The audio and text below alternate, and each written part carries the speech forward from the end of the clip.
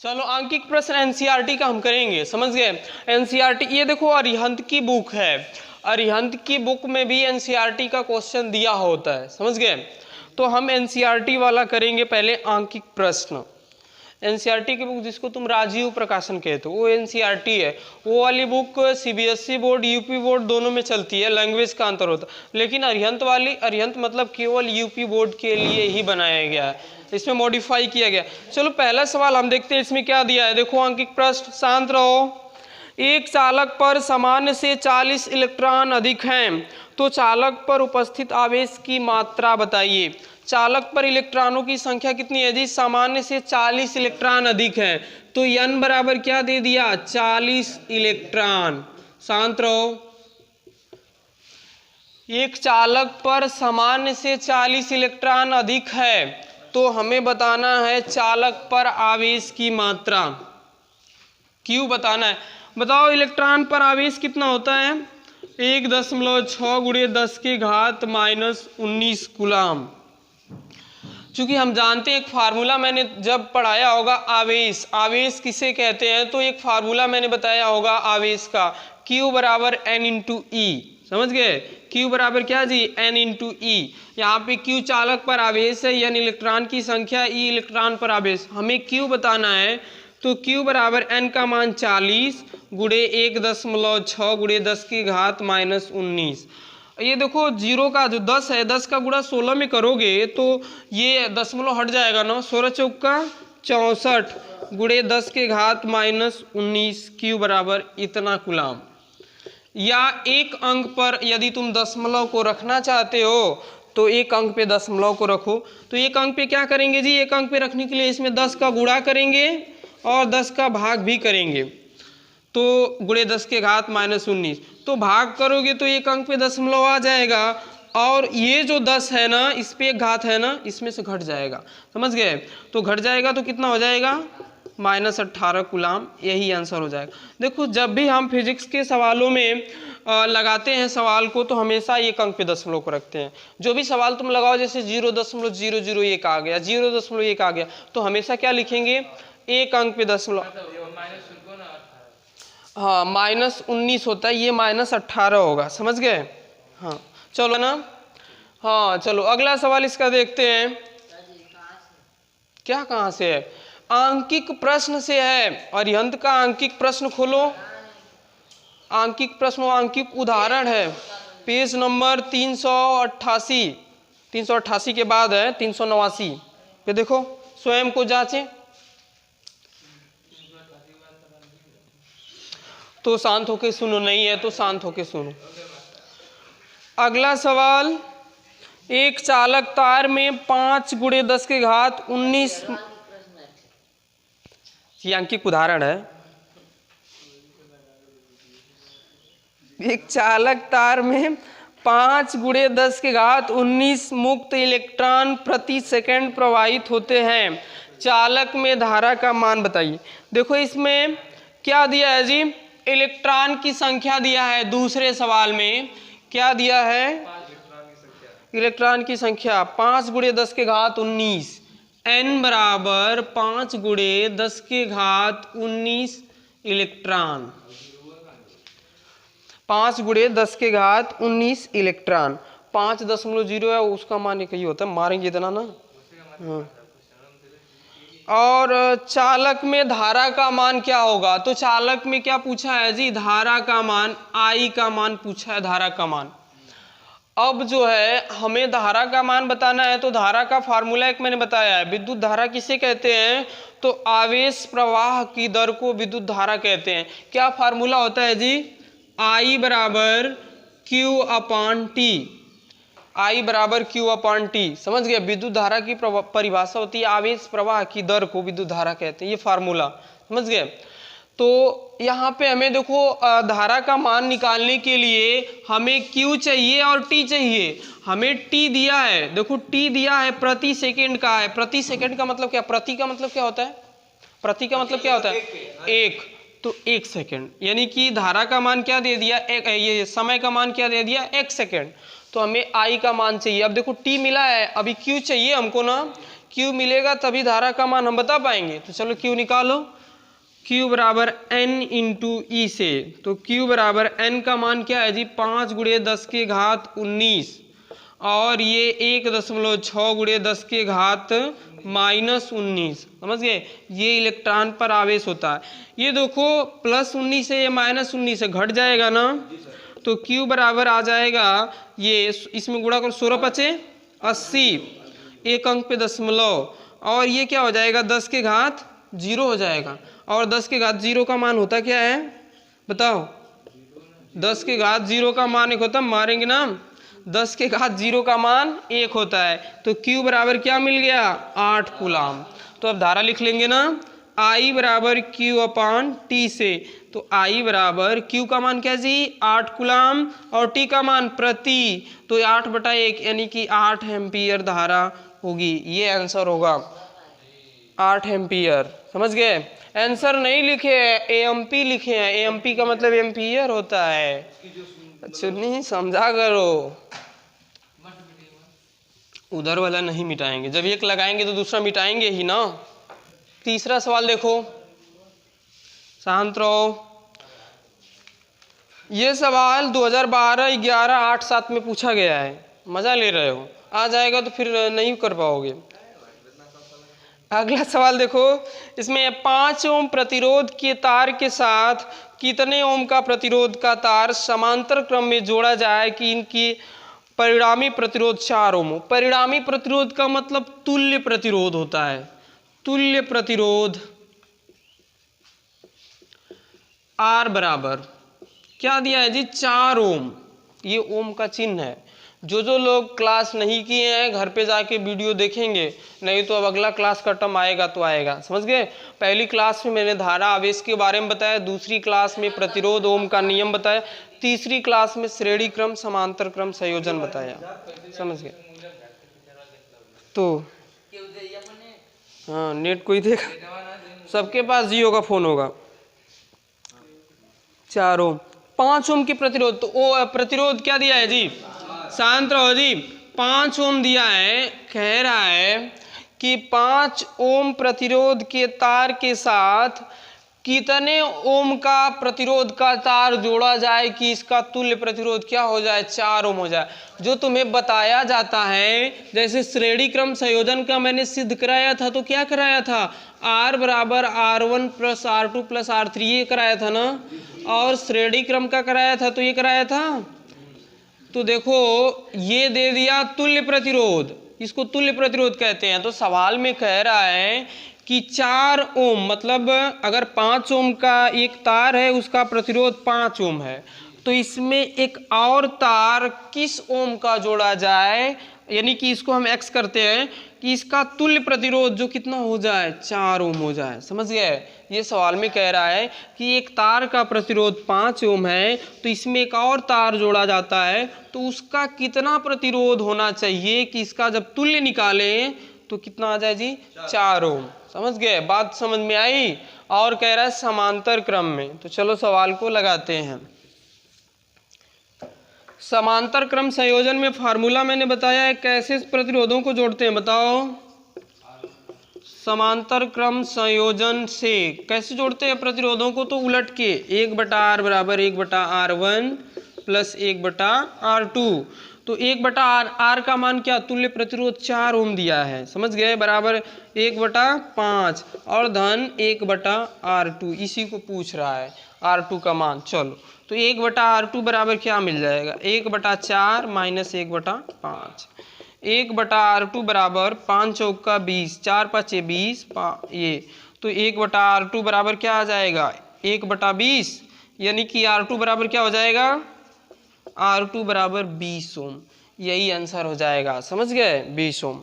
इसको उलट दोगे या तिर्यक गुणा कर दोगे तो R2 बराबर क्या आ जाएगा, 20 ओम आ जाएगा। चलो अब अगला सवाल करते हैं हम, 4 नंबर। ये हम सवाल अरिहंत का कर रहे हैं, इसमें नंबर तो 24 25 दिया है, लेकिन 1 2 करके हम करा रहे हैं। समझ गए, अरिहंत की बुक से। एनसीईआरटी का ये सवाल देगा ही अरिहंत, समझ गया। तो 4 नंबर देखो क्या दिया है। 4 नंबर, दिए गए परिपथ में सेल द्वारा प्रवाहित धारा I की गणना कीजिए। देखो एक परिपथ दिया है, इसको हम क्या कहते हैं, देखो घर में जो वायरिंग होती है इसको हम बोलते परिपथ, समझ गए। ये जो है जैसे इसमें बल्ब लगा है, पंखा लगा है, टीवी लगी है, कूलर लगा है, ये एक परिपथ है सब मिलके। तो एक परिपथ दिया गया है, देखो परिपथ में, ये परिपथ में बैटरी है और इधर एक प्रतिरोध लगा है। फिर क्या है, तो इसमें 2 ठो प्रतिरोध लगा है, तो हम लगा देते।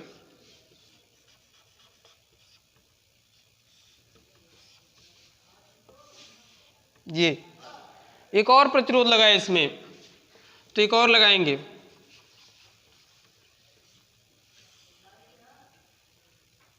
ये देखो बैटरी में जो बड़ा वाला होता है उसको प्लस कहते हैं, इसको माइनस कहते हैं, समझ गए। और धारा हमेशा किधर से किधर बहती है जी, हमेशा धारा प्लस आवेश से निकलकर माइनस आवेश की ओर बहती है। यानी कि इधर से I निकलेगी और ये ऐसे होते हुए I इसमें जाएगी, फिर ऐसे होते हुए ये पुनः ये चक्र चलता रहेगा परिपथ का।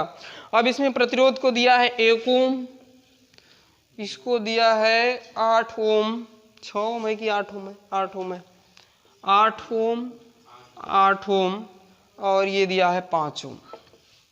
ये परिपथ है, समझ गए।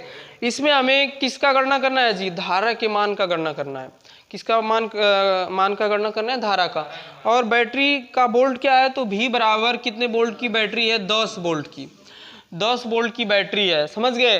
तो देखो अब हमें धारा बताना है, तो सबसे पहले हम तुल्य प्रतिरोध निकालेंगे। इसमें बहुत सारा प्रतिरोध निकला लगा है ना, 8 ये सब, तो सबको जोड़ के हम निकालेंगे इसका तुल्य।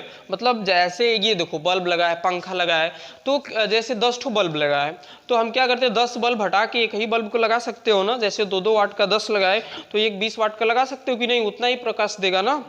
तो वही बात है, इसमें बहुत सारे प्रतिरोध लगे हैं, इनको हम इनका तुल्य निकालेंगे सबके बराबर। तो देखो अब क्रम हमें समझना होगा।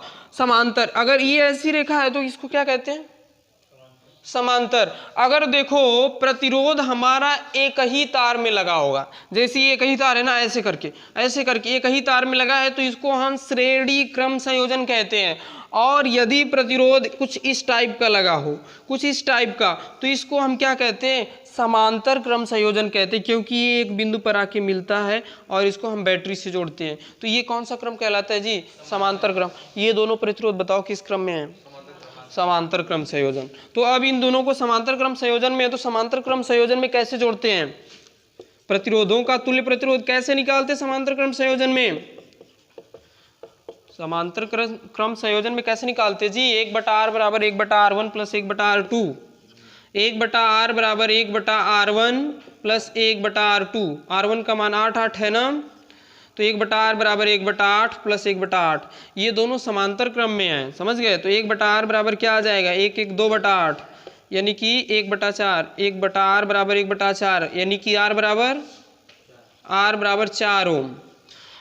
अब देखो समांतर क्रम संयोजन में है ना, तो अब इन दोनों को हटा के, समझ गए, इन दोनों को हटा के 4 ओम का हम एक प्रतिरोध लगा देंगे जो इनके बराबर होगा, इनके तुल्य होगा, समझ गए। तो 4 ओम का। अब देखो ये 1 ओम, 5 ओम, 4 ओम, ये देखो सब एक ही तार है, यहाँ से तार, ये फिर ये फिर ये। अब क्या है, ये एक ही तार है, तो इसको हम क्या कहेंगे, कौन सा क्रम कहेंगे जी, श्रेणी क्रम से संयोजन कहेंगे। अगर बीच में कहीं पे कट है या कहीं पे डबल तार है तो उसको समांतर क्रम संयोजन कहा जाता है। अगर एक ही तार में प्रतिरोध लगा है तो उसको क्या कहेंगे, श्रेणी क्रम संयोजन। तो यहाँ पे लिखेंगे श्रेणी क्रम संयोजन से। अब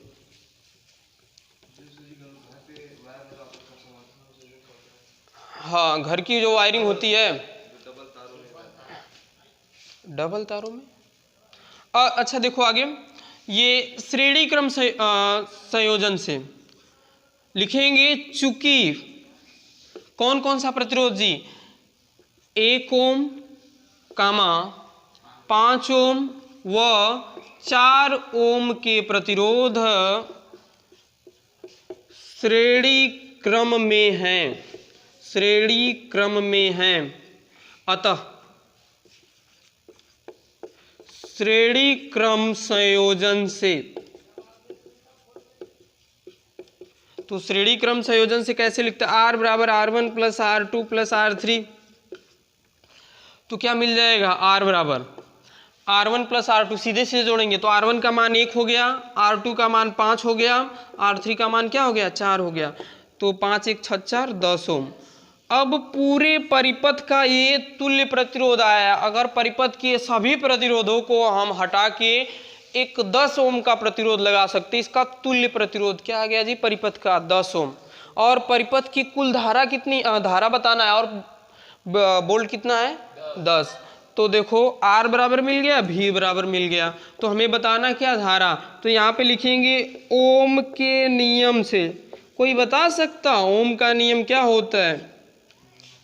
पता नहीं।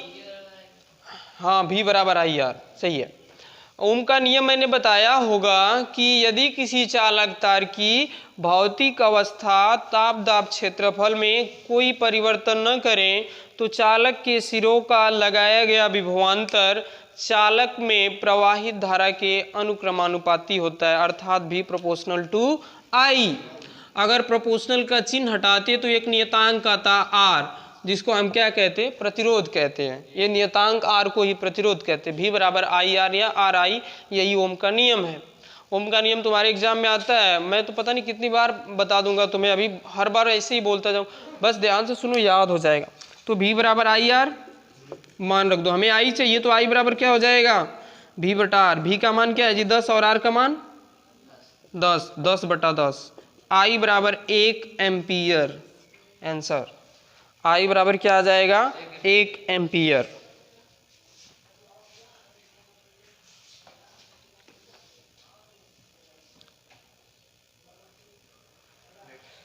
हाँ, नेक्स्ट इसमें अगला सवाल देखो, हम देखेंगे इसी तरह परिपथ का सवाल देखेंगे। इसी तरह अब परिपथ बना होगा और उसमें प्रतिरोध लगे होंगे। अब हमें देखना होगा श्रेणी क्रम में है, समांतर क्रम में है। समझ गए? फिजिक्स का सवाल लगाने के लिए घर पे जाके ध्यान से पढ़ो और किताब देखो। गणित से कठिन होती फिजिक्स, समझ गए? हाँ, दिख रहा है ना? तो पढ़ो, क्योंकि इसमें परिभाषा फार्मूला सब याद करना होता है ना, और गणित में केवल फार्मूला याद करना होता है। इसमें परिभाषा याद होगी, ओम का नियम, तभी तो लगाओगे। अगर नहीं याद होगी तो कैसे लगाओगे? हाँ, सब कुछ पे ध्यान देना चाहिए। चलो आगे एक और फिगर बनाते हैं, और जरा देखो इसका हमें तुल्य प्रतिरोध बताना है। अगला सवाल है, नहीं जी आसान है, वो हार्ड वाला नहीं, हार्ड वाला लास्ट में, नहीं तो तुम गड़बड़ा जाओगे। हार्ड वाला लास्ट में, दूसरा बता रहे हैं।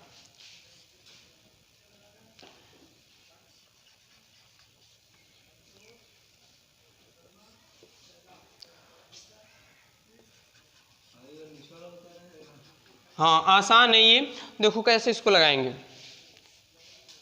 ये मिल गया, ये ऐसे, ये बिंदु A है और ये लास्ट में यहाँ पे बिंदु B है। ये देखो दिया है हमें 3 ओम, 1 ओम, 2 ओम, 3 ओम। अब हमें बताना क्या है इसमें? हमें बताना इसमें है इसका तुल्य प्रतिरोध। तुल्य प्रतिरोध बताना है। अब देखेंगे हम ये किस क्रम में है। अब बताओ, देखो ये तीनों प्रतिरोध एक ही तार में जुड़े हैं ना, ये सीधा एक तार है। तो मैंने बताया अगर एक तार में प्रतिरोध जुड़ा होगा, कहीं पे कट नहीं होगा, तो हम क्या इसको कौन सा क्रम कहेंगे जी? समांतर क्रम श्रेणी, सब दोनों मिला दिया एक में, श्रेणी क्रम संयोजन। तो लिखेंगे चूंकि 1 ओम व 2 ओम तथा 3 ओम के प्रतिरोध किस क्रम में है? श्रेणी क्रम में है।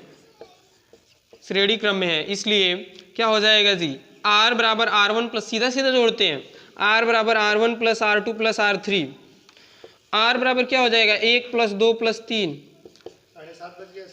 हाँ ठीक, हाँ ये अब जाएंगे। R बराबर 6 ओम हो गया जी। अब देखो इसके जगह पे हम इन तीनों को हटा के एक ही प्रतिरोध 6 ओम का लगा सकते हैं। अच्छा, चलिए ठीक है, ही जाएंगे। देखो जी, ये इन तीनों को हटा के एक 6 ओम का लगा सकते हैं। अब बताओ ये और ये किस क्रम में है? अब ये दूसरा तार है, ये दूसरा तार है, 2 तार है ना, तो अब ये कौन सा क्रम हो जाएगा? समांतर क्रम संयोजन। अब लिखेंगे चूंकि 6 ओम व 3 ओम के प्रतिरोध समांतर क्रम में है, इसलिए कैसे जोड़ेंगे जी, 1/R बराबर 1/R1 प्लस 1/R2, तो 1/R बराबर 1/R1, R1 का मतलब इनका टोटल क्या निकला है 6 और ऊपर वाला क्या है 3, इसी को हल कर दो, एलसीएम 6, ये 1 ये 2, 3/6, 1/R बराबर क्या मिल गया जी 3/6, तो R बराबर क्या मिल जाएगा 6/3 यानी कि 2 आंसर, इसका आंसर क्या आ जाएगा 2। आज की क्लास के लिए इतने ही सवाल, इसमें अभी और सवाल बचे हैं, अगली क्लास में हम पढ़ेंगे, समझ गए, कल और सवाल है इसमें, अंकित को उदाहरण भी है। ठीक, वीडियो अच्छा लगे तो लाइक करें, शेयर करें, कमेंट करें।